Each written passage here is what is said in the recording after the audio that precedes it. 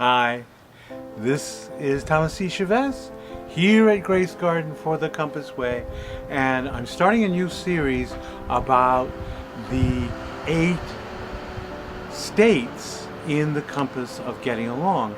And these are very important for us to understand about ourselves. This is not stuff for us to go out and label other people. This is for self-knowledge, for knowing how it is that my behavior, how it works. And I was about to start talking about where it happens for me, but I think what's actually more important is to talk about why it is that each of us has a particular signature state of consciousness that we get known for mostly. All human beings use all 8 strategies for interaction, for getting along, for making things happen. It's not like we are unable. And today I want to talk about the 8 states of consciousness that make up the compass of getting along. And it's a little bit more nuts and bolts than many of the other videos that we've done, but we'll do them one at a time. And very often I start with giving an example of my very own self, my own getting along strategy that has driven me most of my life, and I'm using right now to make the video. We have a very simple situation that basically as a small child in an adult body, what I am is still a little boy saying, "Pat me on the head. Aren't I smart?" And that literally has run my life, especially when I did not know what was happening, when I made excuses for myself, when I simply rationalized what was happening. It seemed to me that I was always trying to be helpful. Somebody would say something that would reveal a problem, and I would dig through the files in my mind and find a solution, and I would say, "Hey, this is what's going to make it work. This is going to be wonderful and helpful for you." And I could talk about all of those things.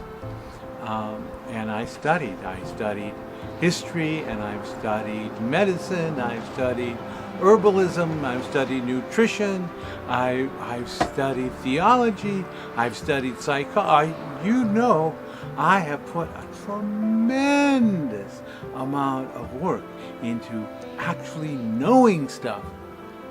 And I still got it, and I can use it. And that's part of what I use to make these videos. But right now, I'm just having fun. All of us start in a particular portion of the compass.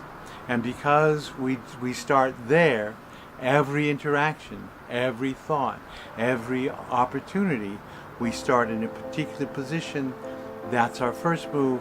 And because it's our first move, it's what we practice the most. And it's very simple. Why do we have this situation where we're starting in a particular place?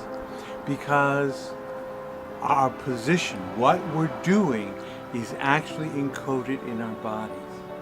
So it is part of the posture that we take in the world. It is literally how we hold our body is going to determine how we are going to behave. And so how do we find that we've created a specific posture that's going to determine our behavior? It's very simple. That there comes a time quite early in life when we have a great shock. And typically that shock, the most common form of that great shock is, here I am, a baby, and I'm laying there, and I'm cooing at the world and having a good time, and I can get my head up, I can sort of turn over, I can suck on my toes as well as my thumb and whatever, and pretty soon I'm going to have, you know, control of all the rest of me. I'm getting control of me bit by bit, and it's all getting, and I will never have control, and I'm cut in two, and I'm left with the little part, the dependent part, and oh my God, I'm dependent. I'm going to have to do something so that I don't die. And I'm now really needing to make things happen. So I start to be interactive. I start being transactional. I start earning my life as a little tiny baby.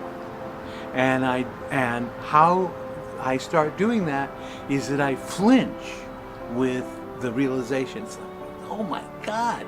And how my body